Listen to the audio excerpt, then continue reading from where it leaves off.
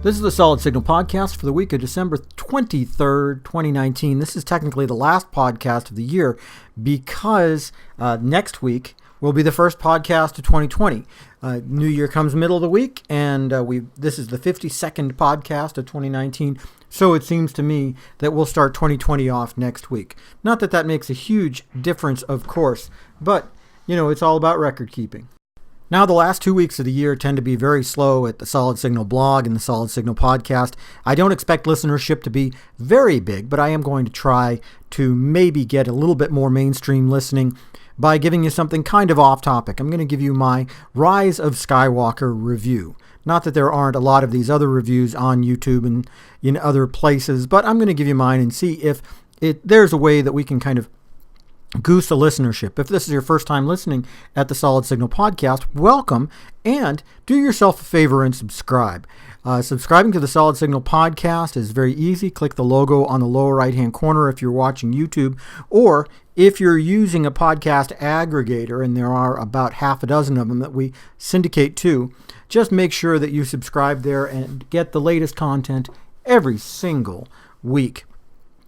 So, the Rise of Skywalker. Well, wow.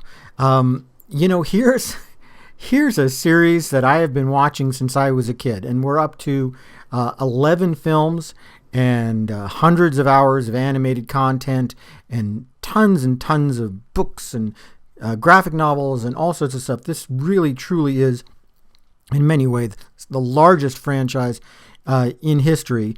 Okay, so you could say Avengers might beat it, but at least to me, I think Star Wars, when it comes to movie franchises, kind of invented the genre. I mean, if you think about it, starting with the original trilogy and going on to the prequel trilogy and current trilogy. So what are you going to say about a film series that's been going on for 42 years with a lot of the same characters?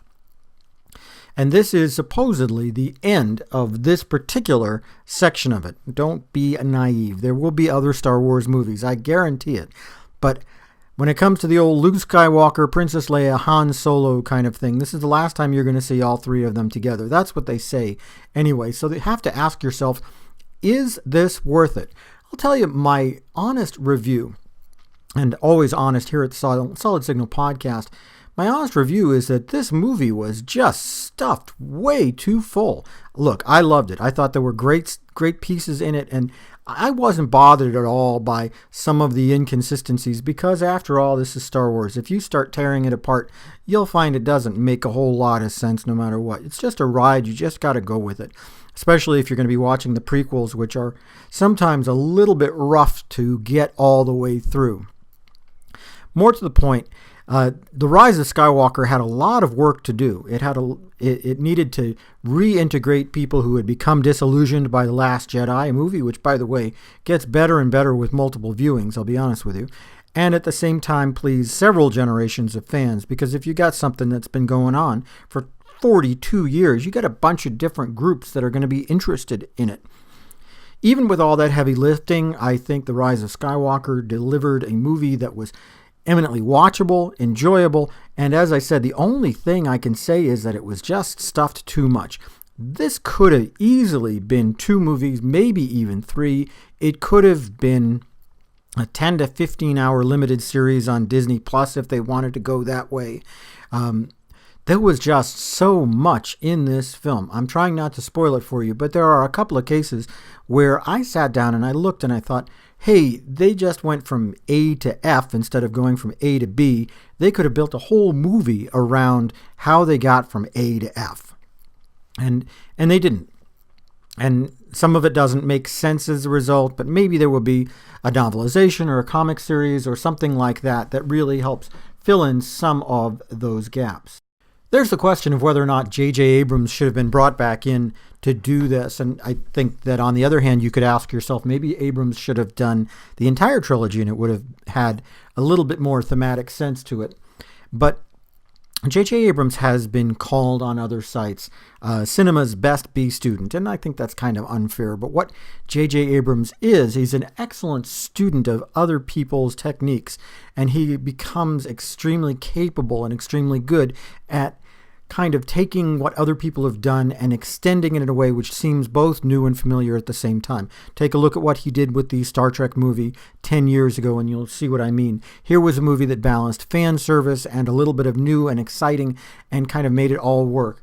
At the same time, take a look at some of his original work like Super 8, which is very, very similar in tone to something like Close Encounters of the Third Kind. He did such a great job of simulating that 1970s kind of child semi-horror kind of idea that, that became even a template for something like Stranger Things, which does a lot of the same thing. So really, J.J. Abrams was the perfect guy to do Episode 9 of Star Wars because he understands the flow, he understands the way that it works, and he understands the fans. I think that he could have brought more new stuff to the movie, but that's not what something like an Episode 9 is going to ever do. Episode 9 is the conclusion. It's supposed to tie up loose ends. And in fact, I will say, again, in sort of a non-spoilery thing, that I think that in a lot of ways, Rise of Skywalker brings in too much new stuff, too many new ideas that were intended to maybe change the conversation away from where it was in The Last Jedi.